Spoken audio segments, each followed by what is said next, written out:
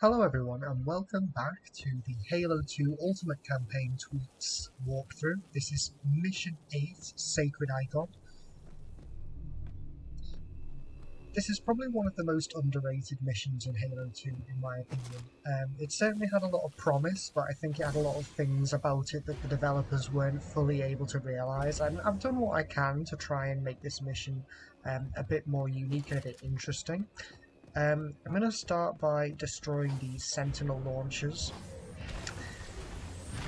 For those who want to play through these mods, I would like to point out that this mission, Sacred Icon, is probably one of the most, I don't want to say unstable mods, because the level itself is pretty unstable.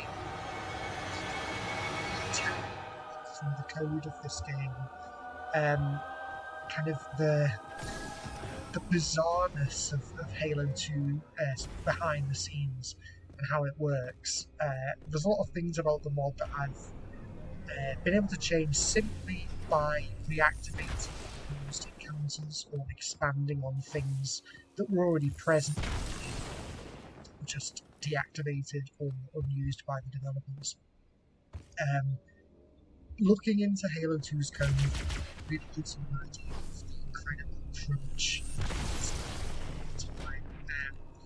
which is part of the reason why in the description to my mod I've sort of framed it as being, if only the developers had, just maybe a week or more to just, iron out a few issues, but also just sort of try to make the game a bit more interesting. The interesting parts of this mission is groups of prisoners in the code.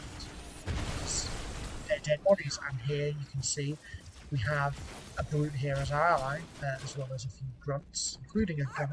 Our savior! Stupid jackal, say thank you. So instead of two jackals and a grunt, or two grunts and a jackal, depending on how the mission works, we have here instead a brute, a jackal, and two grunts. But these aren't the only Covenant allies that you'll get in this mission, as you'll see. We will get some more later. Being able to add allied brutes into this mod in a way that makes sense, sort of within the lore, was I think one of the greatest, one of the things I was most proud of when making this mod. I love Sacred Icon.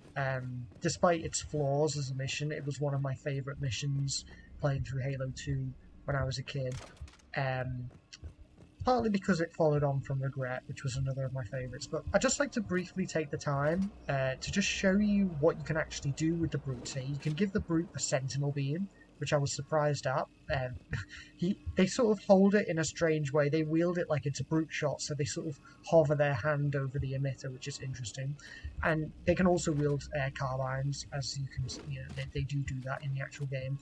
Interestingly, when they take weapons from you, their hand kind of slides through their belly. You can sort of tell that the model of this was never designed for actually swapping weapons with the player.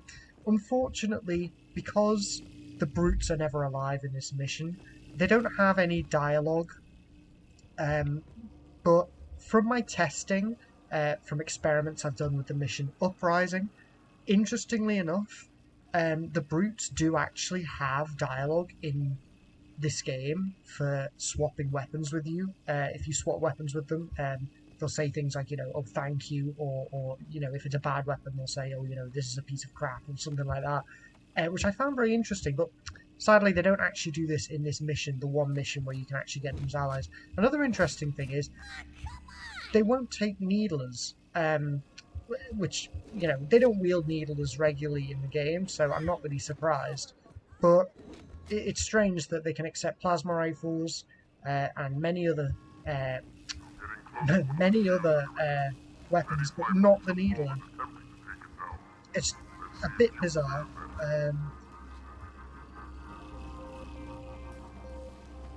So we'll carry on through here. The instability that I was talking about before in this mission comes from the fact that as you progress, sometimes your allies can mysteriously despawn, I've done many tests with this mission to try and stop that from happening. I've tried reducing the number of allies that you get. I've tried changing around how some of the enemies spawn, and the conclusion that I reached was that it isn't necessarily due to how many allies you have. It's something wrong with the actual mission itself. It's like, the part that I'm talking about comes up in a second, so I'll explain as we go on. And the poor Jackal there just took down his own shield. Where's the Major? There we are. I want to make this walkthrough as illustrative as possible of how the mod can be played. But if you do download this mod for yourself, just be wary of the fact that you kind of have to shepherd the AI a bit.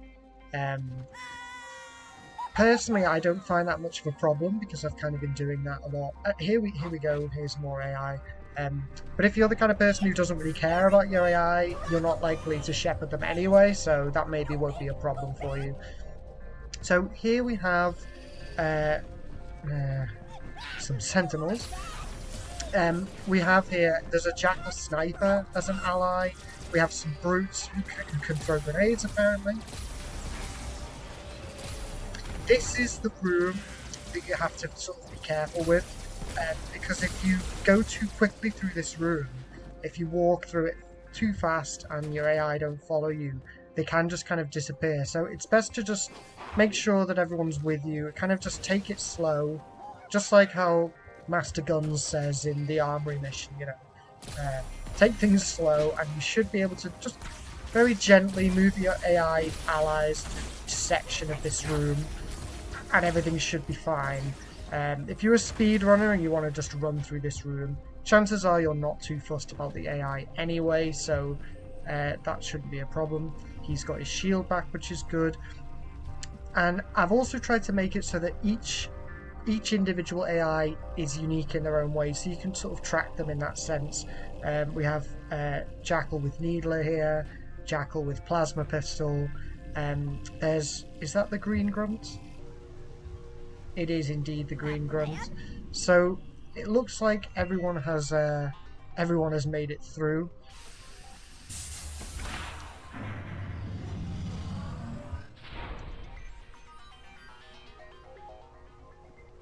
The Grunts will do that strange dance.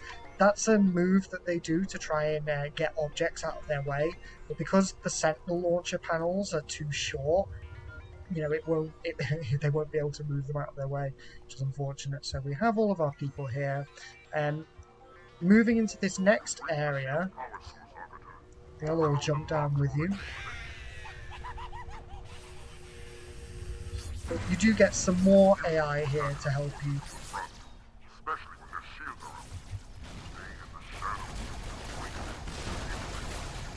There we go.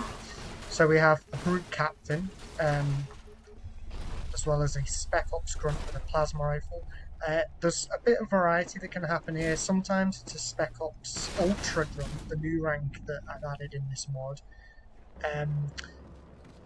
Now you might be wondering, you know, I appreciate that some people may be getting excited here and thinking, you know, oh, these AI will be able to follow you through the whole mission.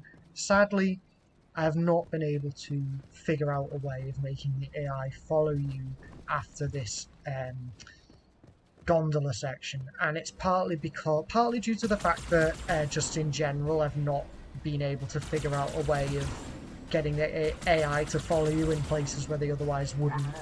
But it's also due to the fact that after this section, the geometry kind of gets in the way. You have to jump over a large ledge to get through to the next section, and the AI won't follow you. But you can appreciate this short segment where you get these guys following you. You'll get 3 Brutes, usually including a captain, and a maximum of 3 Jackals. Sorry, 4 Jackals if you count the sniper, and some Grunts. This is the sort of thing that I really liked. I sort of dreamed of as a child playing through Halo. So being able to actually realise this through mods has been a brilliant experience for me. And I hope that if you do download these mods, you'll enjoy it as well.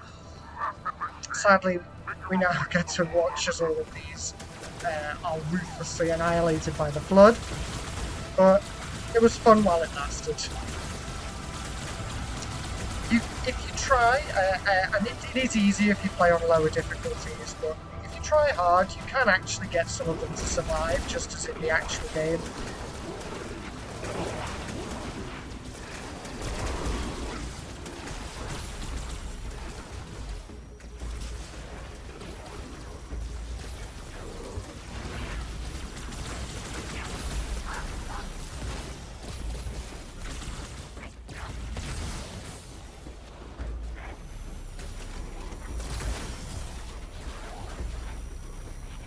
It does seem like a few of them have survived.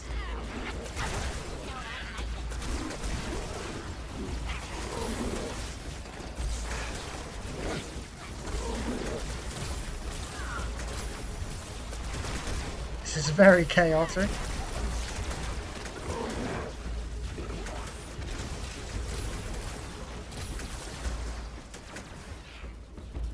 Oh, there we go.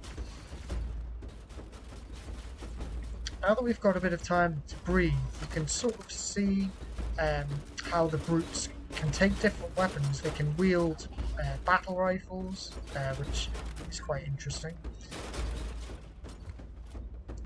As can the jackals. You might know that already from playing this mission in its default state.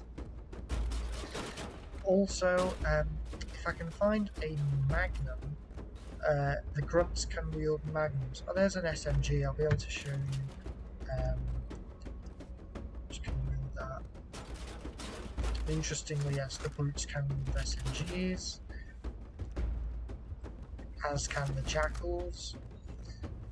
They don't seem to like taking human weapons, but also, to give you a bit of an SPB3 vibe, the jackal snipers can wield battle rifles, but again, they're not particularly fond of them.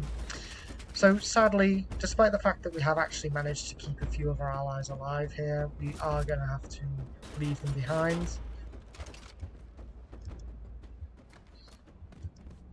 But don't worry, there are other exciting changes in this mission yet to come.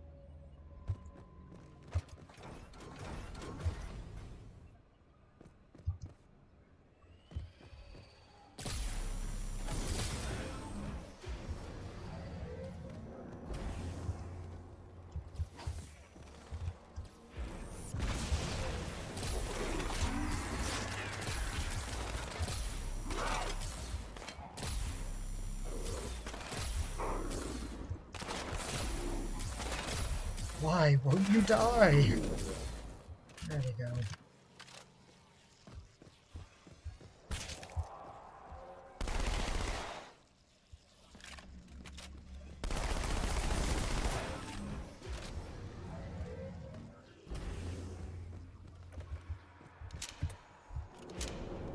Now, if anyone's ever wondered why it is that Marines appear in this mission, but you're not actually able to fight them, other than at kind of aimlessly shooting at them across this chasm, there's something exciting in store for you later, which you'll see as we progress.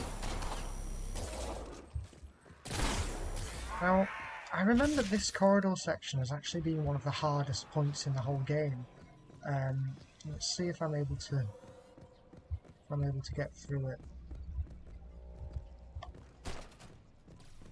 It's a combination of the sheer number of flood forms that spawn from all angles. In fact, some of them have shotguns. And also the carrier forms, which do not help at all.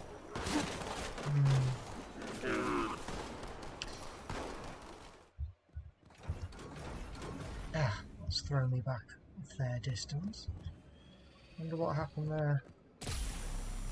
Must have neglected to kill an infection form.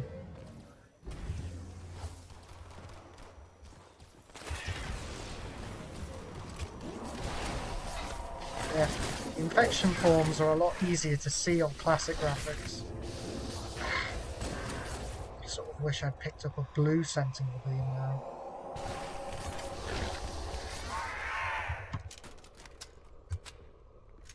Ah, trusty Magnum.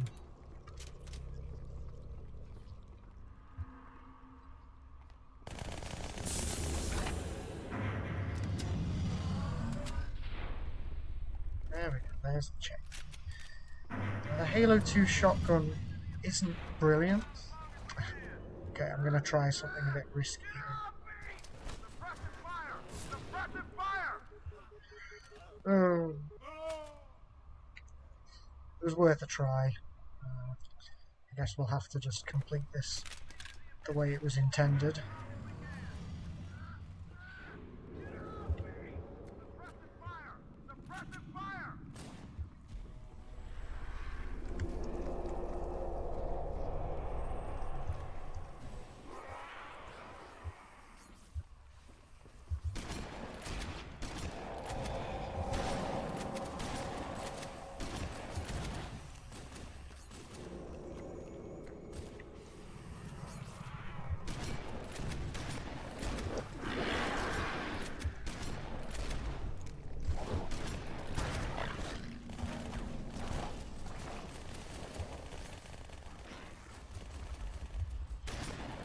There, that wasn't so bad.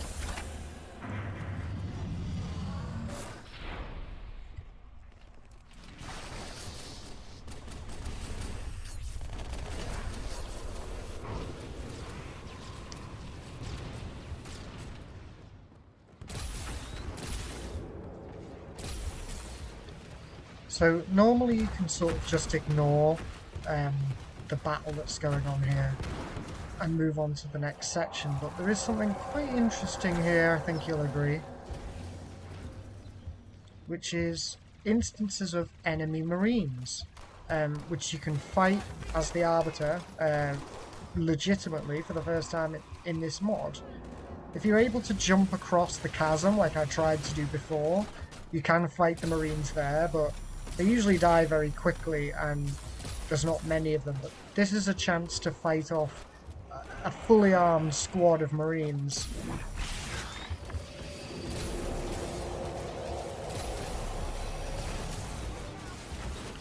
And they are reasonably difficult.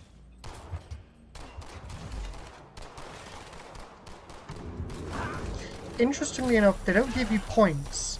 It seems like even when the marines are naturally your enemy, they're not programmed to give you points at any time, which is... I suppose it makes sense, given the fact that there was never actually the intention of you fighting marines in the game.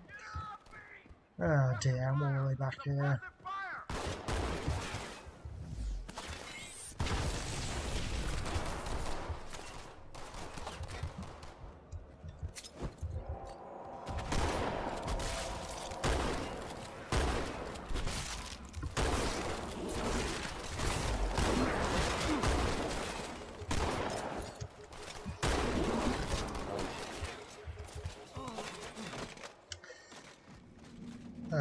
We're gonna be here all day.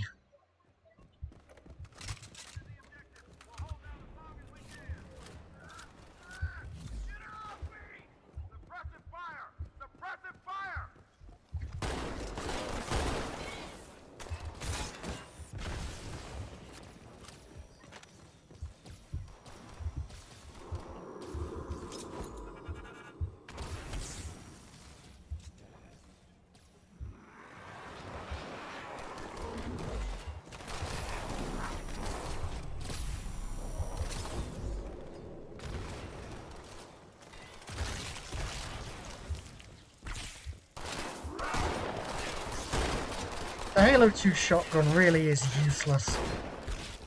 The problem is, if I improve its damage on this mission, it'll just make the Flood combat forms that wield the shotgun that bit more annoying. It seems like it's far better, it's far more effective when used against you, than it is when you use it against the Flood. Which should never be the case. The shotgun should always be the ultimate anti-Flood weapon.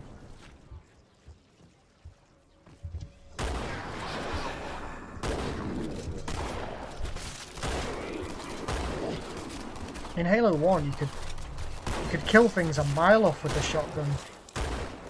Which is probably why they felt the need to nerf it for Halo 2, but in my opinion, they nerfed it too much. Die, spider creatures.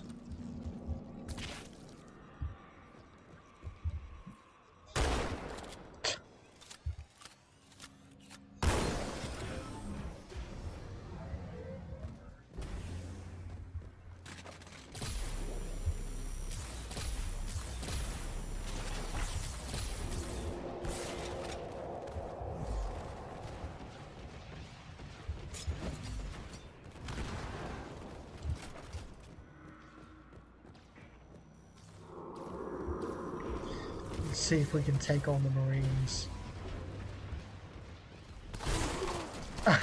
See, they are quite deadly. It really gives you an idea of how effective the Marines actually are on Heroic.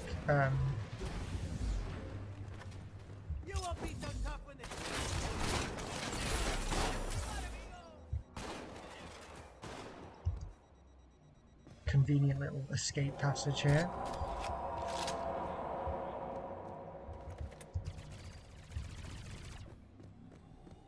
The Enforcer needles do sound really awesome.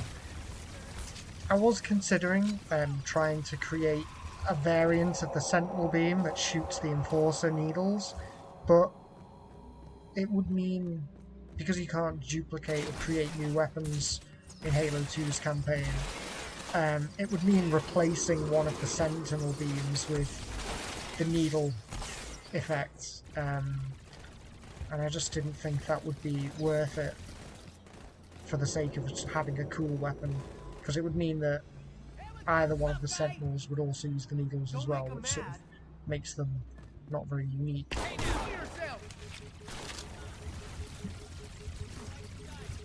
They're also not very powerful. As you can see there, a fair few of them hit me. For those wondering why one of the Marines wields a needler, it's a reference to Assault on the Control Room.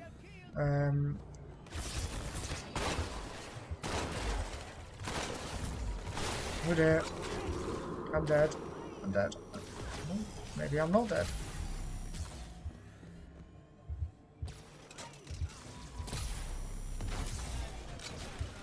I suppose I need to take out that Enforcer first.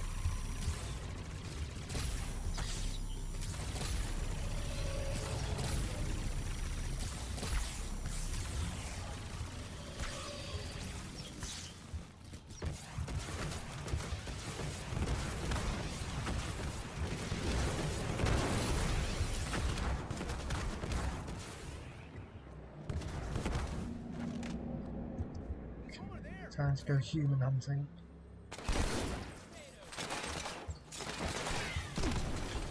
Blimey.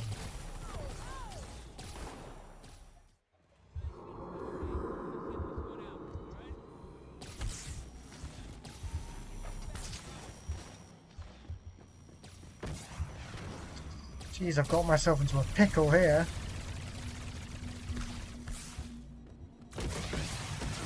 I've done many tests of this mission, and I've never had this much difficulty. I suppose I'm trying to showcase the effectiveness of the Marines, so ordinarily I'd sort of try and run through the group rather than take them on, because they are quite difficult to fight.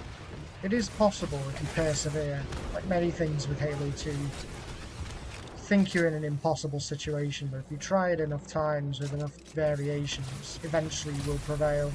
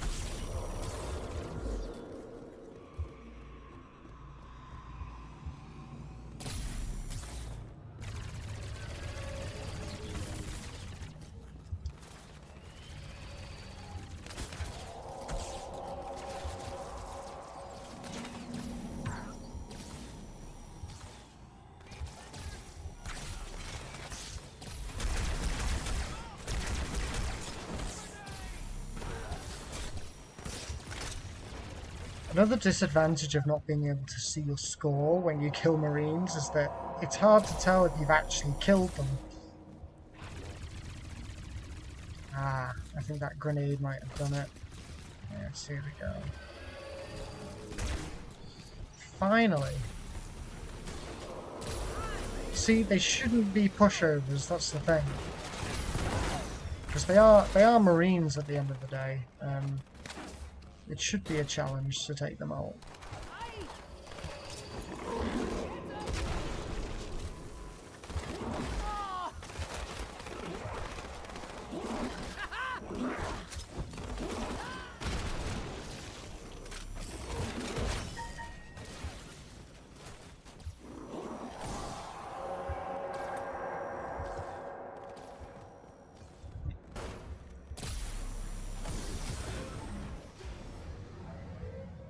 Now, on to the next section.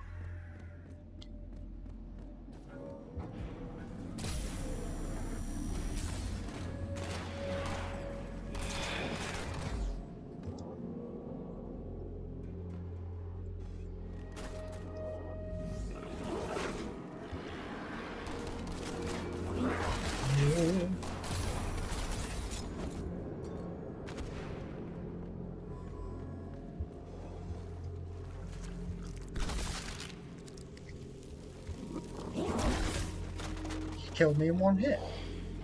That's illegal.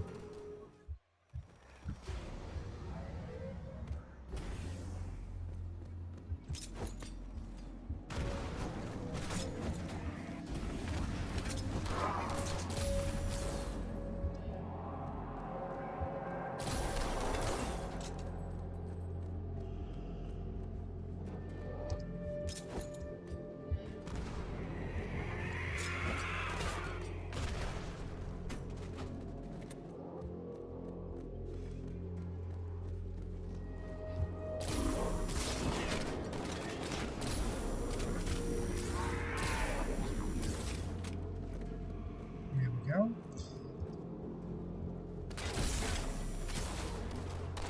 Seemed like he just disappeared.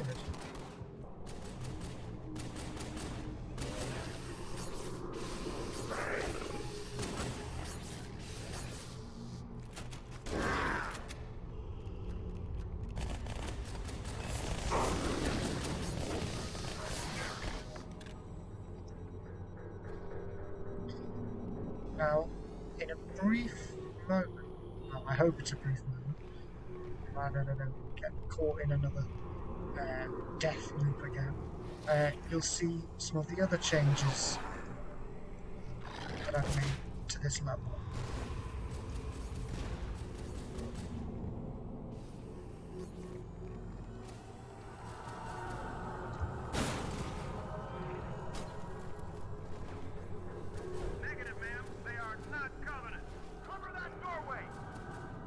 This is where elite combat forms start showing up. We won't be seeing any of them today.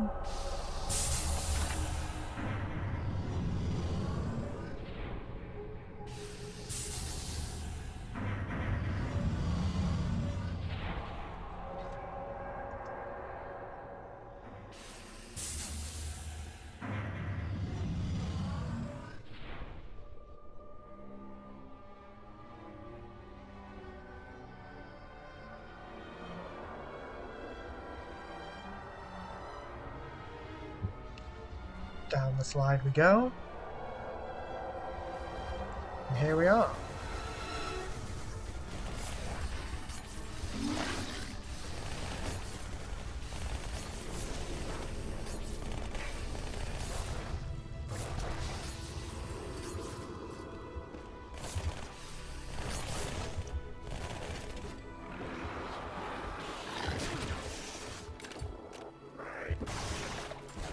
Ah, he came out of nowhere.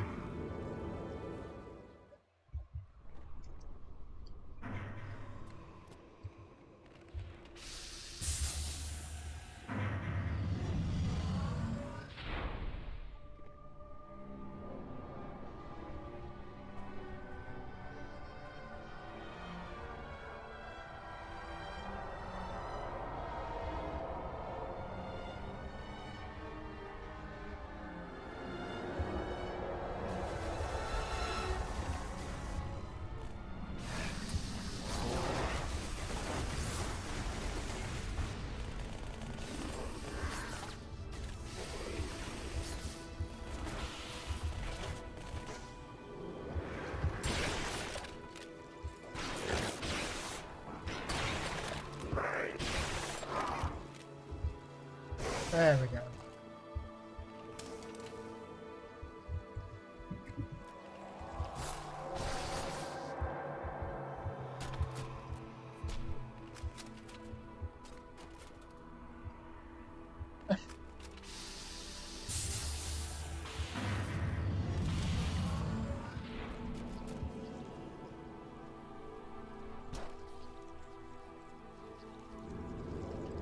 Now, there are a couple more surprises waiting for us just before this mission ends, as you'll see.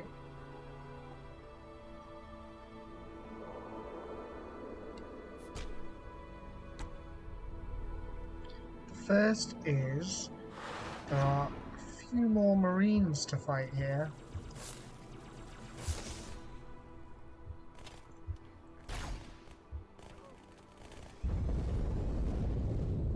The Flood will fight them as well, which makes it a bit easier. Then our elites arrive. This one has a rocket launcher, so you have to be careful of him.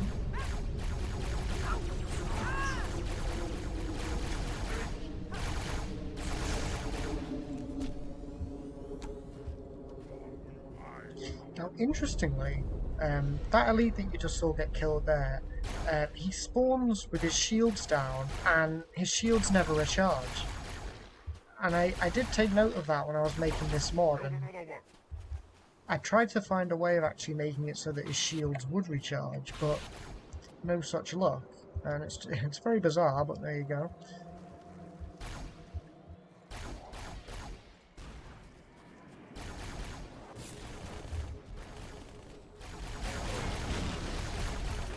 Oh dear, I'm for it. Thankfully my shields do recharge. And yet it doesn't help.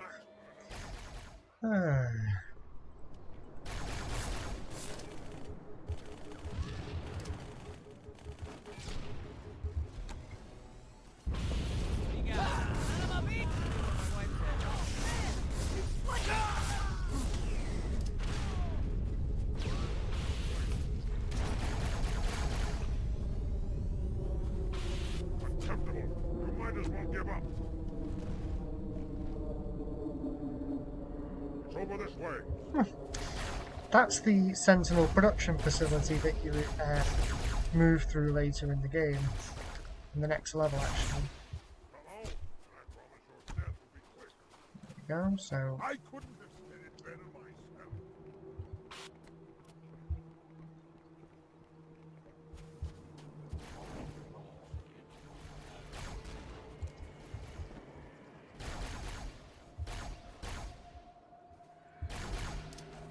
Look at him.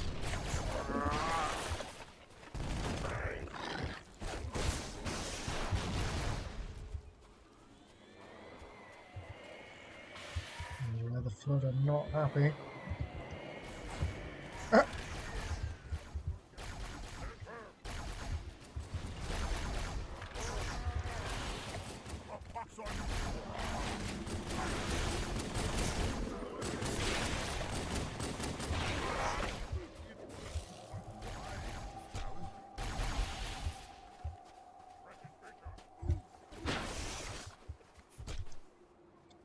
There we go. So one last change that I made in this next section here, the turrets are now manned by Spec Ops grunts. So the elites are free to sort of do their own thing. Obviously this guy dual wields. Although, to be honest, I often find that the grunts will die thanks to the infection forms, and obviously if the dual-wielding elite gets on one of the turrets, he will lose his dual-wielding weapon. Arbiter, what are you doing here? Good old Half-Jaws here to help. I guess there were enough reinforcement. Apparently it's still not enough reinforcements for Half-Jaw. Was faith that saw me through?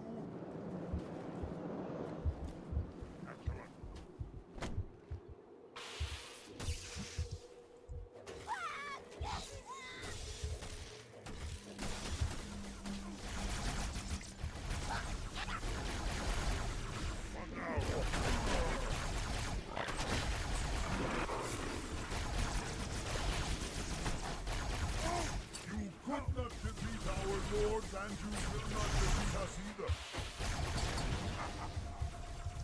That grunt will likely kill everyone with that rocket launcher. Just have to wait and see. Hopefully I'll be safe here in my tower. He needs to die.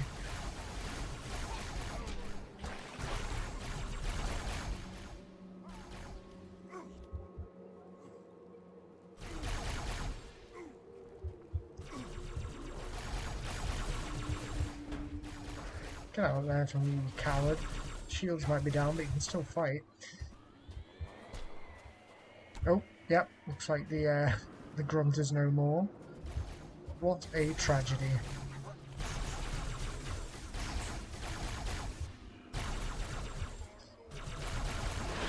So hopefully the addition of the grunts on the turrets just makes this section a bit more enjoyable. Because the elites will help you on foot rather than manning the turrets, and you can also enjoy the comedy of seeing what becomes of them. Although this one seems to have done fairly well. Here comes the Phantom, and he's fine. If you'd like to download this mod, the link is in the description. The next mission will be Quarantine Zone, and thank you for watching.